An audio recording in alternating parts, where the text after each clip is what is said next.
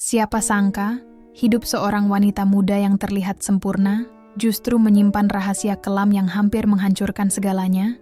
Kisah ini adalah tentang Windy, seorang wanita cantik berusia 20 tahun yang menjadi istri seorang pengusaha sukses. Namun di balik kesempurnaan itu, terselip godaan yang menguji keimanannya. Apa yang sebenarnya terjadi? Simak sampai akhir cerita ini. Assalamualaikum warahmatullahi wabarakatuh. Selamat datang di channel Cerita Tanpa Batas.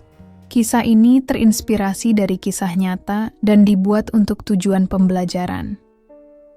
Nama dan karakter dari cerita ini telah diubah demi privasi semua pihak. Segala kesamaan atau kejadian hanya kebetulan semata. Namun sebelum lanjut, kami mohon keridoannya untuk tekan tombol subscribe, like, dan share. Tonton video ini sampai selesai, karena sangat menggugah hati, kesadaran, dan inspirasi. Siapkan tisu, karena cerita ini begitu dalam dan membawa perasaanmu berpetualang. Baiklah, kita lanjut di cerita legendaris yang sangat mengandung emosi dan menguras energi. Windy adalah seorang gadis muda yang dinikahi oleh Arya, seorang pengusaha sukses berusia 35 tahun. Arya bukan hanya seorang suami, tetapi juga seorang mentor yang membimbing Windy ke dalam kehidupan yang mewah, namun penuh tuntutan. Pernikahan mereka dipenuhi kemewahan, dari pesta besar yang dihadiri ratusan tamu hingga rumah megah dengan fasilitas serba lengkap. Tetapi di balik semua itu, Arya memiliki jadwal kerja yang padat dan sering bepergian untuk urusan pekerjaan, meninggalkan Windy sendirian. Arya dikenal sebagai sosok suami yang bertanggung jawab. Ia selalu memastikan kebutuhan Windy terpenuhi, dari segi materi hingga fasilitas. Namun, kesibukannya yang luar biasa membuat ia jarang memiliki waktu untuk berinteraksi secara mendalam dengan istrinya. Windy sering merasa bahwa perhatian Arya hanya sebatas hal-hal praktis, tanpa ada kedekatan emosional yang berarti. Hari-hari Windy diisi dengan rutinitas yang monoton di rumah besar mereka, tanpa seseorang untuk berbagi cerita, atau sekadar menemani menikmati waktu santai. Sepi mulai menghantui kehidupan Windy, perlahan merongrong kebahagiaannya. Di rumah itu, Windy berkenalan dengan Bimo, seorang satpam yang baru bekerja di rumah mereka. Bimo adalah pria sederhana dengan sikap ramah yang membuat Windy merasa nyaman. Awalnya, hubungan mereka hanya sebatas obrolan ringan. Bimo sering menyapa Windy dengan ramah setiap kali bertemu, memberikan rasa akrab yang tidak pernah Windy rasakan dari penghuni rumah lainnya. Seiring waktu, obrolan mereka mulai berkembang. Dari sekadar bertanya tentang kabar, mereka mulai membicarakan topik-topik ringan seperti cuaca, tanaman di taman, hingga pengalaman-pengalaman kecil yang dialami Bimo selama bekerja. Windy merasa terhibur dengan cara Bimo bercerita.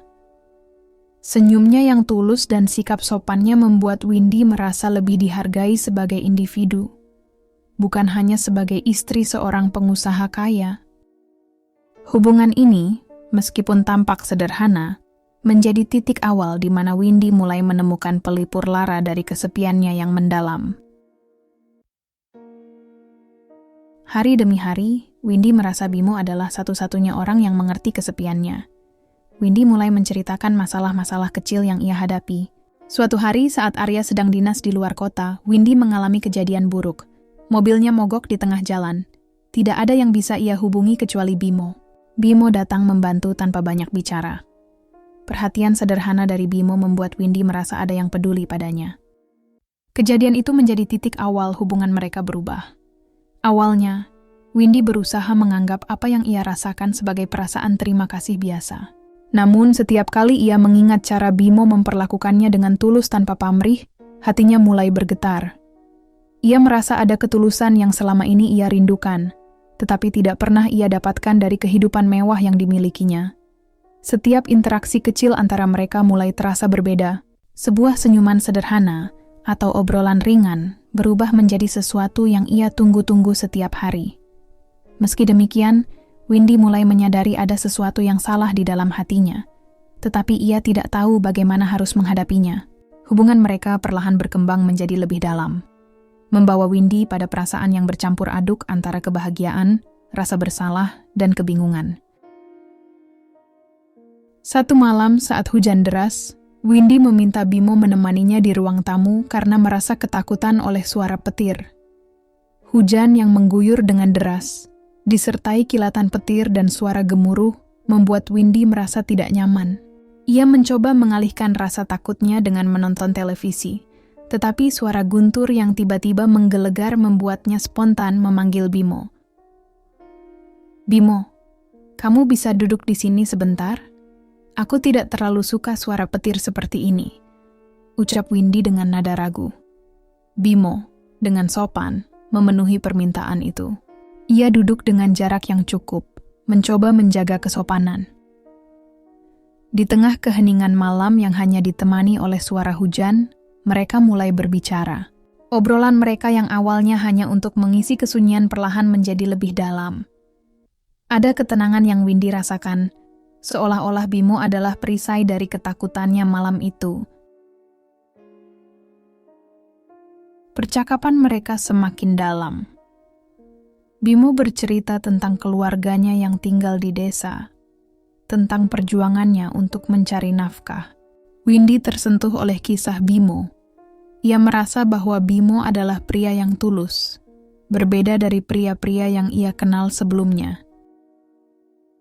Di tengah percakapan itu, tanpa sadar, Windy mulai merasa hatinya bergetar. Ia bertanya-tanya, apakah perasaan ini hanya kagum semata atau sesuatu yang lebih dalam? Ia teringat akan perhatian Bimo yang sederhana, namun begitu tulus, hal yang tidak ia temukan di lingkungannya yang penuh kemewahan dan formalitas. Semakin ia memikirkannya, semakin ia merasa bahwa kedekatan ini mulai melampaui batas yang seharusnya.